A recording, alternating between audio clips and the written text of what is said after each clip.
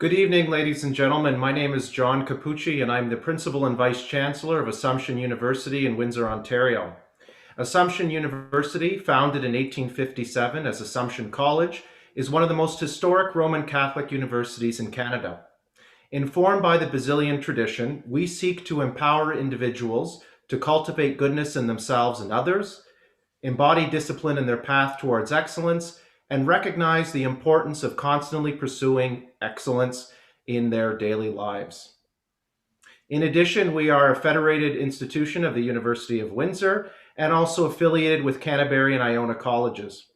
We respectfully acknowledge that Assumption University resides on the traditional lands of the Odawa, the Ojibwa, and the Potawatomi. In addition, we acknowledge the generous gift of land of the Huron. This evening, we're here to present Assumption University's highest distinction, the Christian Culture Series Gold Medal. This prestigious award was established in 1941 by Father Stan Murphy and Father W.J. Gwynnon. It is the purpose of this award to recognize lay individuals who contribute to the idea of Christian ideals in modern society. This year is particularly special as we mark the 80th year of the gold medal. In the past 8 decades, the award has been presented to several prominent individuals, including Sigrid Undset, Jacques Maritain, Paul Martin Sr., Dorothy Day, Marshall McLuhan, John Polanyi, and Martin Sheen. Before we introduce our 2020 honoree, I would like to welcome and invite His Excellency Bishop Joseph Dombrowski, Auxiliary Bishop of the Diocese of London, to bring greetings on behalf of our Chancellor, Bishop Fabro, and the entire diocese. Bishop Dombrowski. Peace be with you all. I am very pleased to be with you tonight, and on behalf of Bishop Fabro and the Diocese of London and myself, I bring you greetings and offer the best wishes, prayers, and words of gratitude to Luke Willson for sharing his achievement with us and in this way being a powerful witness to the faith. Just 3 days ago, we celebrated Easter Sunday. On Easter Day, we heard a beautiful account of Jesus' resurrection. We read in the Gospel how Mary Magdalene went to the tomb and saw that the stone had been removed from the tomb. She came running to Simon Peter and the other disciple, the scripture says the one that Jesus loved. They have taken the Lord out of the tomb, she said, and I don't know where they have put him. Then Peter and the other disciple set out for the tomb. The two were running together, but the other disciple outran Peter and reached to the tomb first. There is a lot of running, competition, and excitement in the Easter Gospel story. Mary Magdalene runs to tell the disciples what had happened. And then Peter and John set up for the tomb. And then John, competing with Peter, reached to the tomb first. The two disciples were inspired by Mary Magdalene to set up for the tomb. Eventually, these two disciples would go back and inspire others to seek the risen Lord. They are athletes for Christ. That's how faith is passed on. This is how successes in life are achieved. That's how touchdown and field goals are scored. And consequently, the whole life becomes a success. Celebrities in every sector of our lives tremendously influence all of us. That's why I am so grateful to Luke for sharing your success with us tonight. You are a powerful witness and inspiration to young people. I remember as a young seminarian playing soccer back in Italy, I was always inspired by soccer players who began their game by making the sign of the cross, and after scoring a goal, again, make a sign of the cross and a beautiful kiss, all to God. These experiences we never forget, and witnesses like you, Luke, are tremendous inspiration to young people of how they can stay close to their hopes, dreams, and goals in life, and at the same time, stay close to Jesus. Professional life, vocation, and faith can flourish when we encourage and empower each other. So once again, I congratulate you. Thank you for being such a powerful witness to young people and wish you many blessings. God bless you. Thank you, Your Excellency, for those kind remarks. And thank you for bringing greetings on behalf of our Bishop and the Diocese of London. At this time, I would like to call upon my colleague, Father Leo Walsh, Academic Vice President of Assumption, to introduce the 2020 Christian Culture Series Gold Medalist. Father Leo. Thank you. Luke Willson is a young man who stands as an inspiration to Christian youth. Mr. Willson has climbed to the highest heights in professional sports, having been in the National Football League for 8 years. Drafted at the age of 23, Luke has played as tight end for Seattle, for the Detroit Lions, for the Baltimore Ravens, and most recently back to the Seattle Seahawks. Luke was part of the 2013 Seattle Seahawks team that won the Superbowl, Super Bowl 48. Luke was also heavily involved as a youth. At the age of 18, he was a member of the Canadian national junior team, the team that placed 5th in the Under-18 Baseball World Cup. He briefly spent time in the Toronto Blue Jays minor league system in 2011. In addition to his professional sports career, Luke earned a Bachelor of Arts degree in philosophy from Rice University in Houston, Texas. During his time at Rice, Luke enjoyed reading the works of Plato and St. Thomas Aquinas. Luke is a faithful Roman Catholic who openly expresses his faith. Before each game, Luke can be found at the end zone in the field praying. Facing a competitive work environment on a daily basis, he oftentimes has referenced and credited his Catholic faith as his major reason for his success and navigation through his career, both on and off the field. When you listen to a biography, you marvel at the achievements of the person. But if you know the person, there is so much more. Mental videos of Luke playing in flickers across one's mind.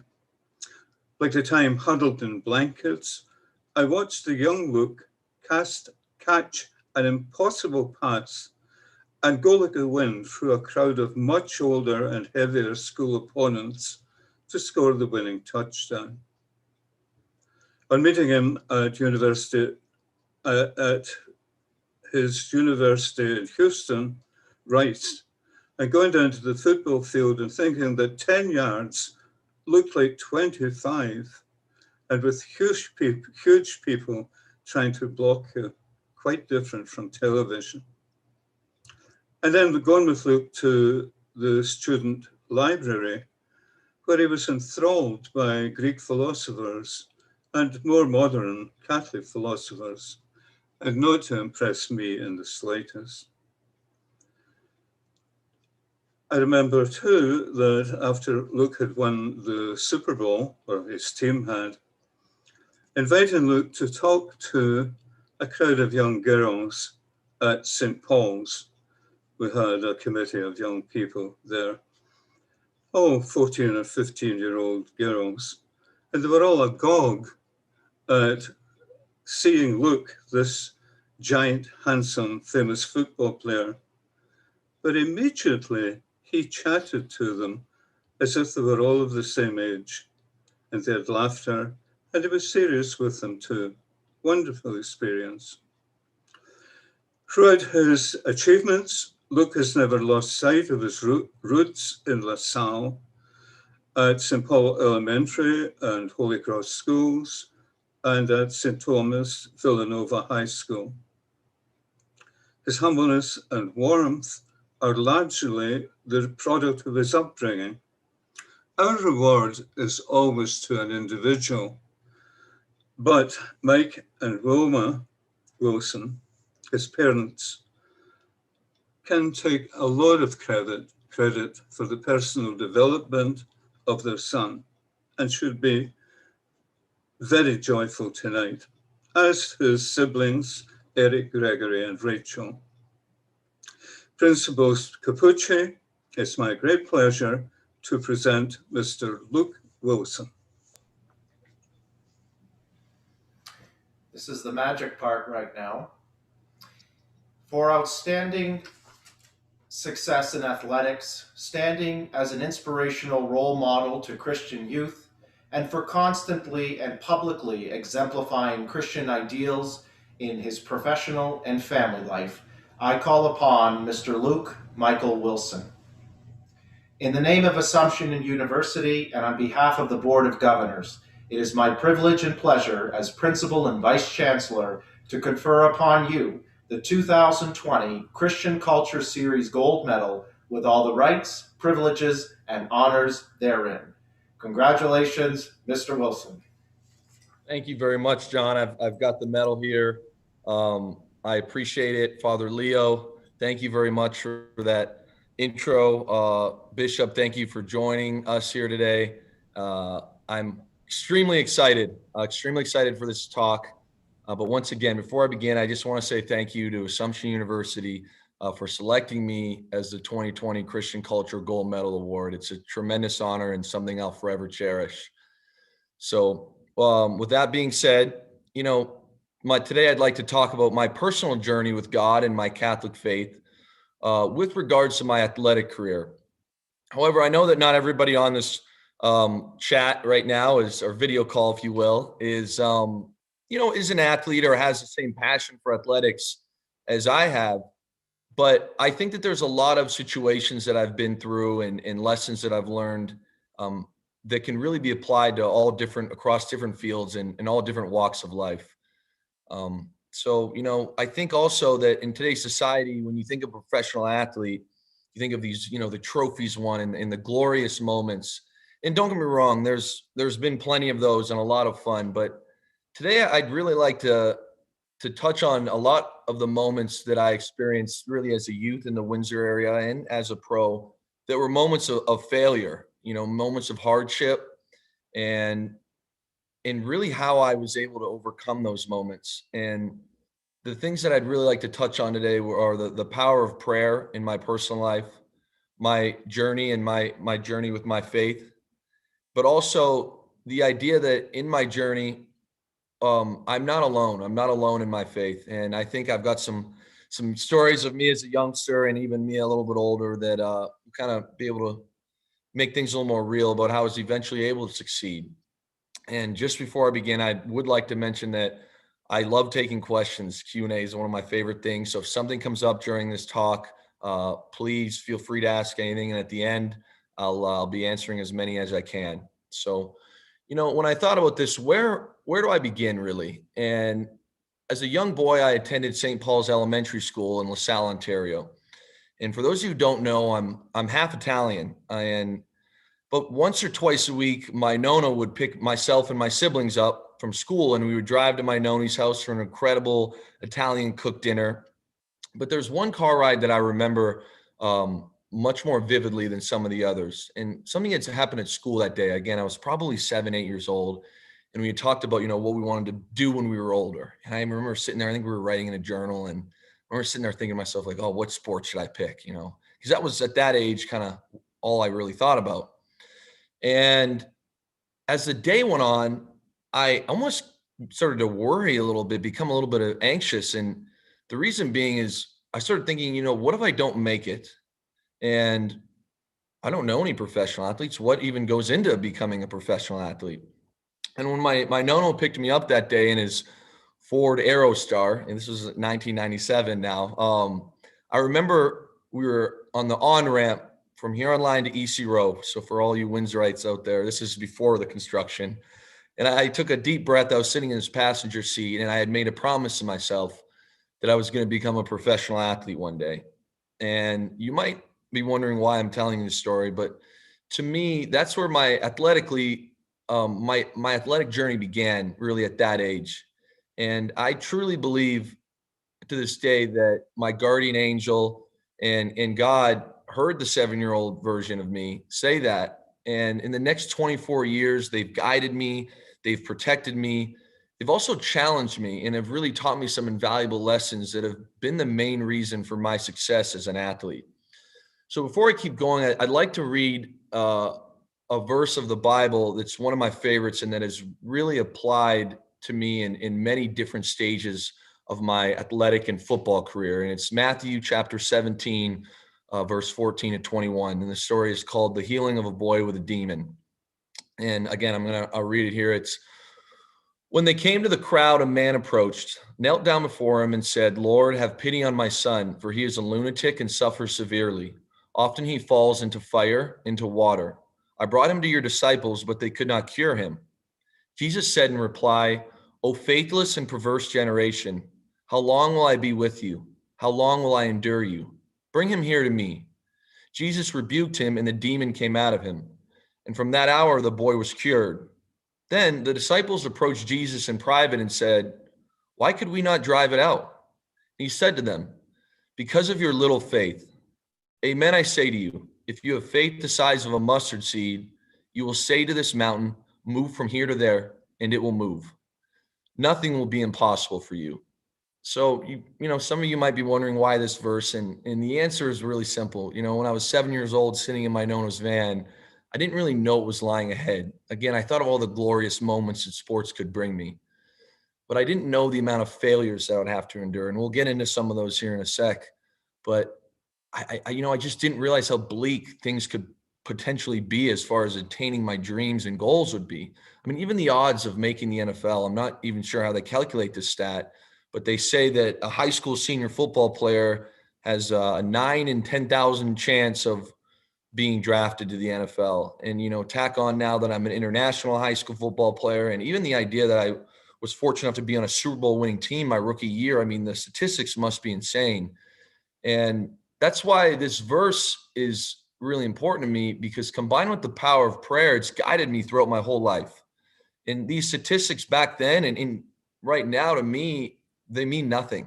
And they always have, because I've had such faith that I would be able to make it. Even at some points, it might have only been the size of a mustard seed.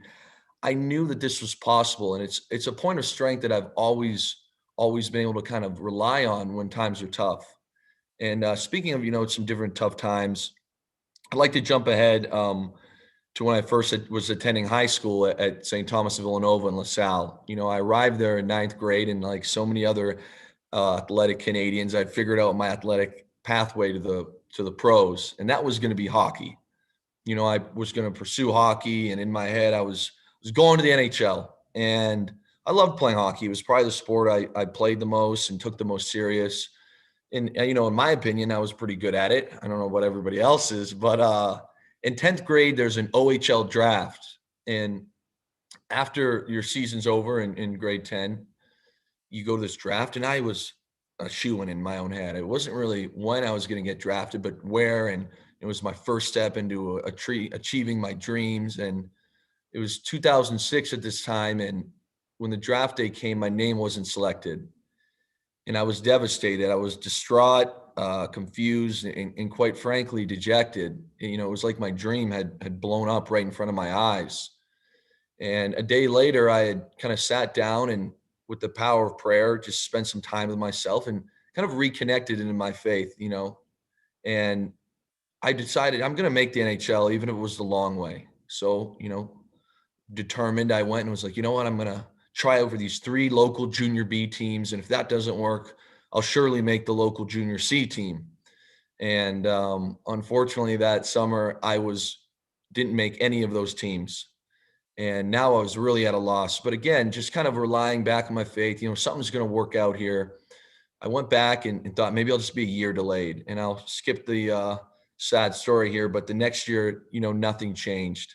And it was just more failures. And, at this point, I was, 17 years old, going into the summer of grade 11, and really having no idea of what I was going to do. And, confused, unsure. And at that point, my attitude really reflected, though, my belief in my faith, which was, again, that although things looked bleak, I was going to make it into the NHL somehow, some way. I didn't know how, I didn't know where. And I think that was instilled in me from a young boy at St. Paul's and through my family growing up in the Catholic faith. I had this idea that, I can do this. And at this point, I'd like to bring up a quick Bible verse. It's Proverbs 3, 5, 6, and it's trust in the Lord with all your heart, and on your own intelligence do not rely. In all your ways be mindful of him, and he will make straight your path. And although hockey was in my head, and that was a choice for me, I think I had made a serious mistake, and that was that I was relying on my own intelligence. This wasn't the Lord's plan for me, and football was the Lord's plan. And there's kind of an eerie story I'd like to tell at this point where, you talk about certain moments that, lead to, a drastic change in your life. But that summer I had decided that I was going to play a higher level of football. Up until that point, I'd started playing football in grade 8 and in LaSalle, just on the local Pee Wee team, and just casually played high school. And my brothers had played for a team called the Essex Ravens, and they were a lot better than the high school, local high school teams. So I decided to go out that year and play for the Ravens. And, the season was going well, and I was suggested that I go to a specific football camp in Waterloo, Ontario. And the schedule layout of this camp was that there was 2 practices on Friday, 3 on Saturday, and 3 on Sunday. So I went up there and I was going to be defensive end, so playing on the defensive side of the ball. And I get up there and I'm all set to go. And there's, college coaches here. And the coach for the defensive ends was from the University of Louisville. And right away, me and him kind of butted heads. He was screaming at me a little bit and things weren't going very well. Being the 17-year-old brat that I was at the time, after the first practice, I went up to my mother, who had driven me up to Waterloo, and said, Mom, I think we should go home. This is a waste of time. And, she was a little perplexed, like, what do you mean? And again, I'm complaining and such and giving her my 2 cents of what's going on. And she has the idea, hey, you know what? Why don't you switch to tight end? We've driven up here, we've paid for this camp, you're going to stay. Why don't you switch to tight end? So I'm like, okay, you know what? She's probably right. I'll go to tight end. So I go to the camp manager and I switch positions. And he says, well, we don't have any tight ends here, Luke. So guess what? You can join the offensive line. And for those of you football fans or non-football fans, I should say, joining the offensive line is never what you want to hear if you're trying to have any sort of fun. So now I'm even, more agitated. And that night slept in the dorm and just, okay, I've got 2 more days of this. And lo and behold, the next morning, Rice University's offensive line coach showed up. And 2 weeks after that, he was calling my house phone in LaSalle asking for film. And 3 to 4 weeks after that, I was offered a full ride athletic scholarship to Rice University, which is a Division I football school. It's a very academic place in Houston, Texas. And, that kind of brought me back to thinking, it was the first time in my life, but maybe I don't know what's best for me. Maybe I should relax and keep my focus on God and on my faith, and things will work themselves out. But it also taught me another lesson about my faith, and that I'm not alone in my faith. And I think there's been many times in my life that, I internalize so many things that have happened, and I think that I'm alone. And my mother being there, my father, I'll talk about a visit I got from Father Leo here soon. But it's important to realize that even my friends have always, we grew up going to St. Paul's and Holy Cross in Villanova, that you're never alone. And when things look bleak like they did for me, coming into grade 12 with no hope athletically, really, you can always lean on your faith. And it's something that I've always done. So, of course, at this point, I'm now a cocky grade 12 kid at Villanova, and I think I've figured it out. I'm back on my path of becoming a professional athlete, or so I thought. And now I show up at Rice University, and to be completely honest with you, I spent 4.5 years at Rice University, and they were by far the biggest struggles of my life, both mentally and physically. First and foremost, Houston, Texas is a bit of a different culture than LaSalle, Ontario. And, combine that with I was 18 years old. I was very close with my family members, my siblings, my parents. And, now I'm kind of by myself in a foreign land. And then secondly, we weren't very good as a football team. And when you play Division I football in the state of Texas, if your team isn't good, people lose their jobs. And unfortunately, that's what happened at Rice. And my positional coach, who had recruited me there, was let go after my second year at Rice. And the next 3 years would be a constant battle that I had with my positional coach of, he just disliked me as a player. We kind of butted heads, tack on some injuries. And it was really a big struggle. And there was a time at Rice where I was completely mentally checked out. And I had really thought to myself, what am I going to do now? I don't like playing football. I don't like what's going on. I felt cheated. I felt robbed.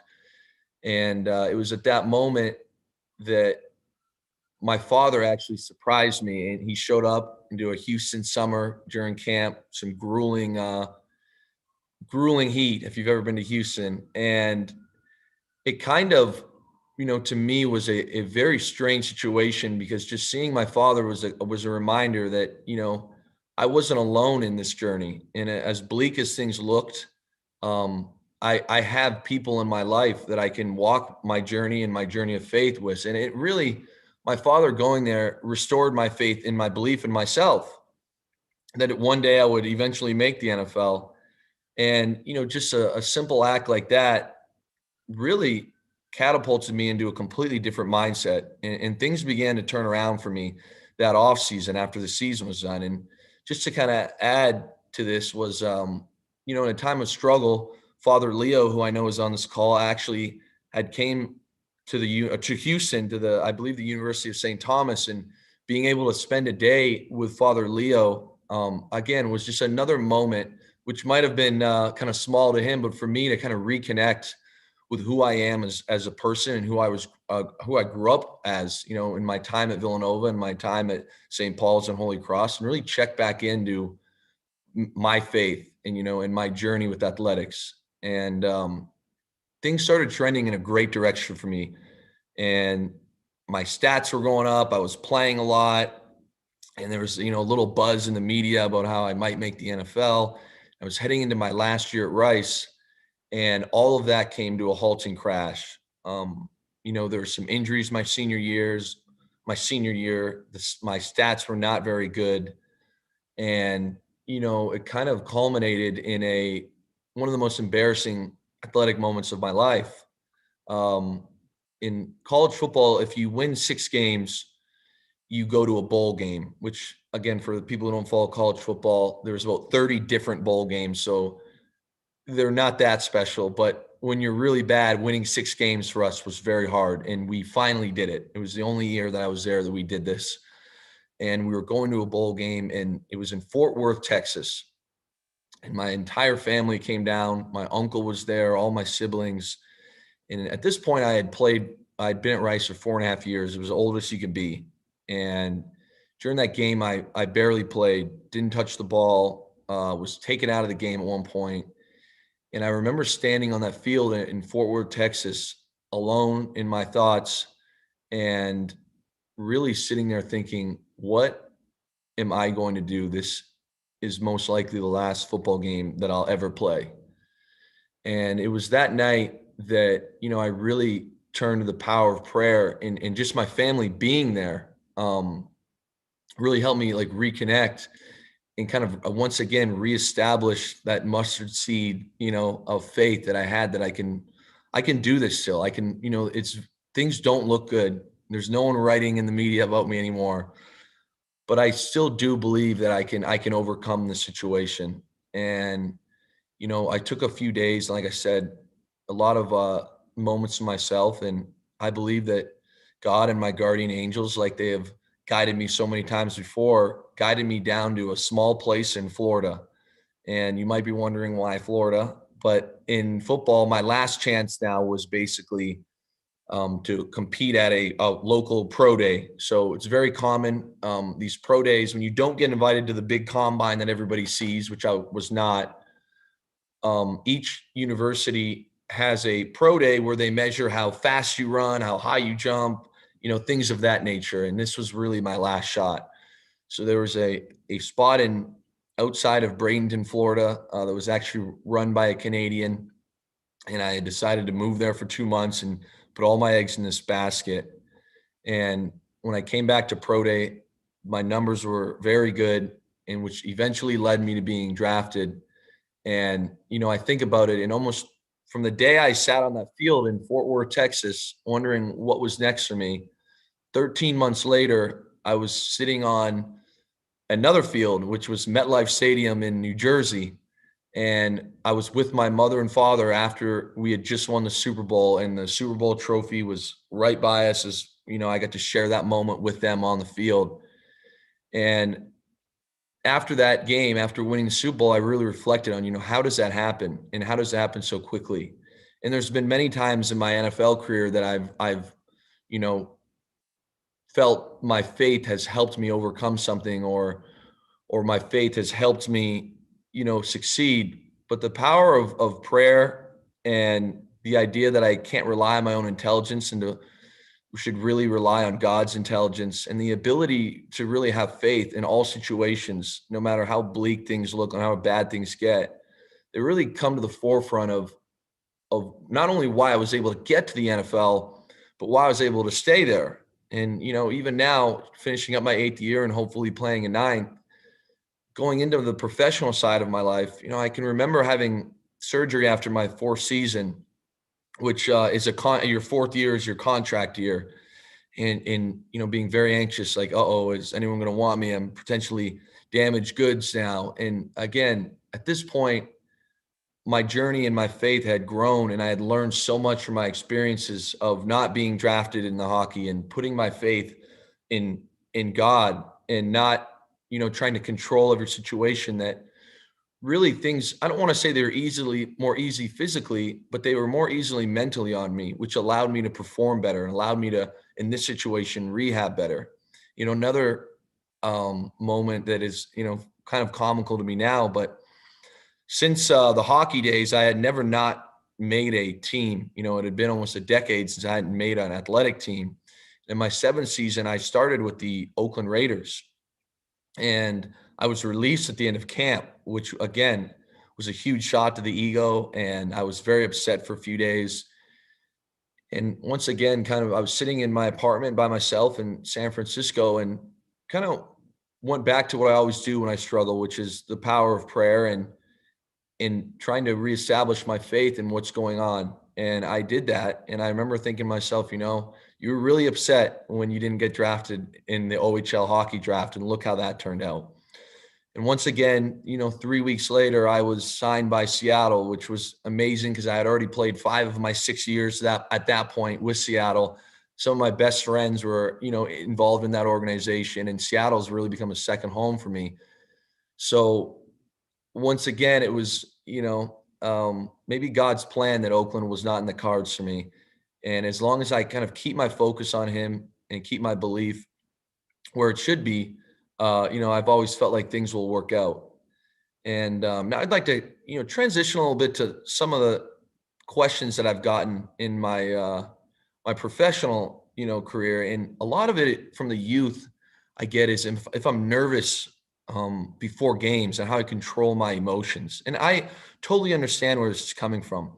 You can let football in the pressure of playing well and really engulf your whole life if you don't really put things in perspective. And what I mean by that is, sure, there's probably millions of people watching the games, and before COVID, there's 60, 70,000, people in the stadiums, and there's all the social media pressure. Well, the truth is, before every NFL game I've played in, which now is, I think, over 100, I've went to mass the night before. And some of you might be wondering how that is, because in the NFL, most games are on Sundays, but we stay in a hotel, home or away. The team always stays at a hotel, and the organizations that I've been a part of always bring a priest in for Saturday night, and all the Catholic players and personnel and coaches, we all celebrate mass together. And my rookie year, this was the year when the Super Bowl, we were very good, and I was obviously new. But going to mass would always, put things in perspective for me, and would be a reminder of what's truly important in my life, which is my relationship with God, my relationship with my family, and who I am as a person. And these things would always forever outweigh any achievement or accolade that I'd be able to get on the field. And, just taking moments after mass and reflecting on what was said, but also reflecting on the people in my life that have been here, that through step one, through when I was 7 years old, deciding that I wanted to be a professional athlete. It just has always, that perspective has always allowed me to go out and play freely on Sundays. And what's also kind of, a tribute, I think, to the faith that I was able to be brought up in the local area is that, when I was very young, just a quick story, but when I was very young, my siblings and I and my parents, we would all pray together before we go to sleep. And I can remember coming home from kindergarten one day, and I had learned a prayer, and I would recite one of these prayers, and we had added it to what we had said as a family every night. And to this day, before every NFL game, I always kneel in the end zone and say 4 prayers, one of which I've been saying I learned at St. Paul's and senior kindergarten. And other than a couple of new stadiums, those prayers have been said in every end zone in the NFL. I've played in every stadium, again, other than a couple of the ones that might have just been built. So, that's really the reasons why I feel like I've been able to have success at this level, is just to be able to put my thoughts and my emotions in perspective. And then before I'd like to close up, there is, one topic that I would also like to speak about that's resonated with me since I've become a professional. And again, I'm going to read a Bible verse here, and it's 1 John chapter 2, verse 15 to 17. And it's, do not love the world or things of the world. If anyone loves the world, the love of the Father is not in him. For all that is in the world, sensual lust, enticement for the eyes, a pretentious life, is not from the Father, but from the world. Yet the world and its enticements are passing away, but whoever does the will of God remains forever. When I read that right now, I've been fortunate, like I said, to have played 8 years in the NFL and hopefully 9. And there have been many great perks that have come with that, and I've met some incredible people on the way. But unfortunately, I've often observed a lot of really saddening things. And I've played with individuals who have signed extremely large contracts, that are very wealthy. They have the ability to live, however they want, and purchase whatever materials they want. And I see that kind of our society, albeit whether it's social media or whatever it is really shifting to try and make this the goal. And the reality is, there's no permanent joy or satisfaction in this type of life, and I've seen firsthand teammates, friends who, seemingly have it all, but somehow are the most miserable people on a day-to-day basis. And I think that this Bible verse has spoken to me, especially the last 5 years of my life, because I've found that in my journey, the will of God will always bring me more joy than anything the world can offer. And, that's something that I'll try and continue to live, whether I'm playing for another 5 years or 1 year or whatever it is. I think that at all walks of life, that lesson that I learned from kind of reaching the pinnacle of my sport, but really finding where, true joy comes from, is something that I will forever be grateful that the NFL was able to teach me that in my journey of faith. And I know I've been talking for a little bit. I want to say thank you for everyone who tuned in again. I appreciate it. Thank you for this award, Assumption University. Like I said, something I'll forever cherish. I hope everyone was able to draw a little bit something from that talk, and I'd love to open it up for questions at this point. So thank you very much. Thanks, Luke. We appreciate the talk and the level of engagement that you've had with your Christian faith as well. At this point, we'll open up the chat for some questions that people might have. If you want to type in your question, and then what we can do is I'll read it to Luke, and then Luke can answer it. I know there's a little bit of a delay between the Zoom chat and then the YouTube feed, so we can wait a minute. I don't think it will cost much. While we do that, people start typing questions. I want to point out two things. Number one, Luke, if you take a look at you probably already saw this, but the gold medal itself has the parable of the mustard seed behind it. So you can call that a coincidence or you can call that faith, but I think that was pretty interesting. I did. You know what's funny, John, is I'm glad you told me that, because that's pretty wild. Talk about Yeah, I've got some goosebumps right now. Pretty yeah, wild. it's a shock, eh? And Yeah.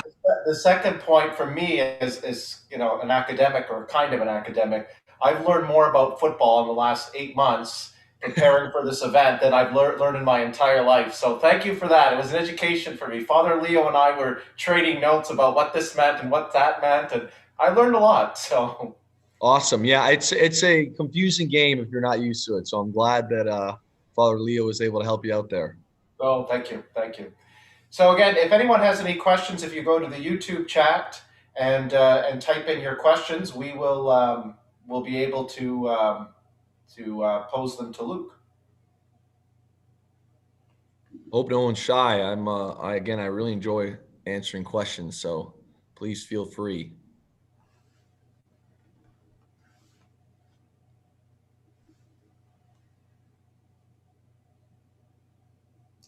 And Bishop Dombrowski, if you have a question too, or Father Leo. Oh, we have a question come through. This person writes, "Hey Luke, I really enjoyed the chat. I love the mustard seed message from the Bible. What's another one of your favorites that you can share?" So I see the name. I see the name on this. This is one of my best childhood friends, kind of one of the guys that I was speaking about from being St. Paul's to Holy Cross to Villanova. And, there's quite a few that I have really enjoyed, but I guess I'm trying to think for my next favorite one. Um, hmm. I mean, honestly, I know I said it, but I have to go with the Proverbs message, in that I'm a bit of a control. I want to control my own narrative, and this is what I want. I don't want to say control freak. It sounds a little strange, but and that Proverbs line of don't rely on your own intelligence. And John, I mean, I've struggled with that because, again, I like to be very regimented. I like to be very mapped out. This is what I'm going to do. This is my attack plan. And I have to remind myself quite a bit that, God is a lot smarter and knows all, and in that maybe what I think is best for me is not. And I would say that of the next kind of Bible verses, that's one that I really check in with quite a bit. Okay, thanks, Luke. Another good question here is, have you experienced negativity from people during your career because of your faith? I'm sure I have. It was the first negativity I you know, experienced, believe it or not, I thought was in college. I'm sure there's not as many Catholics, I guess, in Houston as I was used to. As far as, it's a lot of non-denominational, a lot of Baptists, and a couple of my teammates were, more jokingly, but a little more combative between Baptists and Catholics. And I guess I didn't grow up in Houston, so I don't know the joking rivalry. But to me, to be honest with you, most people have been very respectful and really have not been negative whatsoever.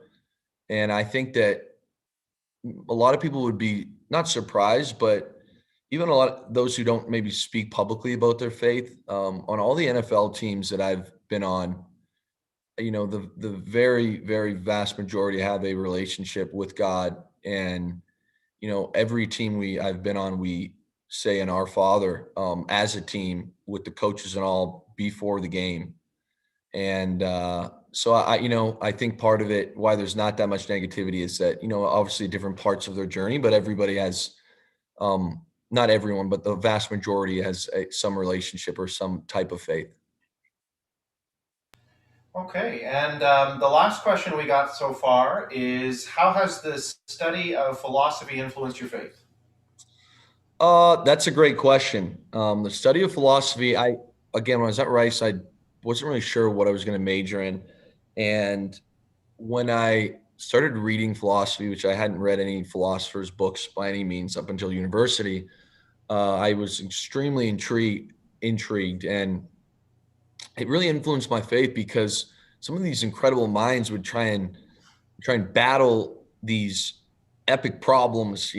They write about these thoughts and theories and philosophies, and is it applicable, and I can go on and on. Like, for those of you who read philosophy books, I'm sure you've heard some of the more common problems, the trolley problem, all this, but there's hundreds of these books and different ideas. And the reality is, philosophy to me is trying to make sense of something that as human beings we can't necessarily make sense of. And what philosophy did for me is, as much as I enjoyed it, it kind of really reaffirmed that without the idea of Jesus and God, and without your own faith, there's really no answers to these philosophical questions.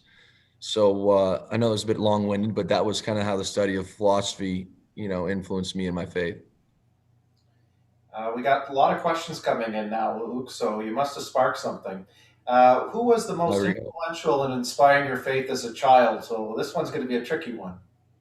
Yeah, this is a tough one. I mean, there's a few people in here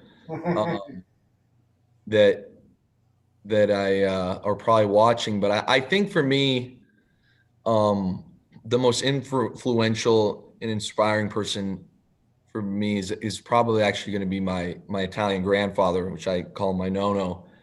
And the reason being is, listening to his story. He still frequently attends, when non-COVID times, St. Angela's. He's from the Friuli region, for those Italians on here. And, again, there's times where, and this might sound like a little bit of a brat, but I get all frustrated and agitated in my athletic career. I want things to go a certain way. And I think of him in the stories he tells of being a young boy, kind of living through the war. And then, I think at 16 years old, he's like working on a farm for money, and 18 years old, he's in Sudbury, Ontario, mining for coal. And just to see him as an elder now, going through legitimate hardships, not hardships like me, I'm losing a game, I'm getting mad. And, what he was able to provide by coming to Canada and for his family, and how strong his faith is. I believe he's still in the choir at St. Angela's. I'd say that's been a huge influential person for me as far as my faith goes. And I want to add to that, Luke, that I believe it's your grandfather comes from the same town as Pope John Paul I. He does. Yes. I remember when you told me that, I was very impressive, because Pope John Paul I only served for 33 days. Yes. So I'm surprised that people don't remember him. So. Yes, there's a quick story, John, if you don't mind. Sure, go ahead. I like Pope stories. Yes, they said that the story in the town was that back in the day, he was on when he was a kid, he was out on the farm and he was complaining. And his mother said, and he said, I don't want to do this anymore. And his mother said, I don't care if one day if you become the Pope, you're still going to come back here and farm. And then eventually he did become the Pope. And during his 33 days must have, I visited again. That's a story my grandparents told me. I'm not sure if it happened, but pretty cool. Yeah. I think this will be the last question of the evening. And it's asked, Luke, do you think God puts you where he needs you? Perhaps this is why you didn't make it in hockey. Can you see now why he needed you in football? Okay, so I'm going to get a little technical with this one, and kind of drop back into my philosophy roots a little bit. So to answer, I don't think that in my opinion, I can answer that question as a direct yes or no. And what I mean by that is, it's a very common belief that God has given us all free will.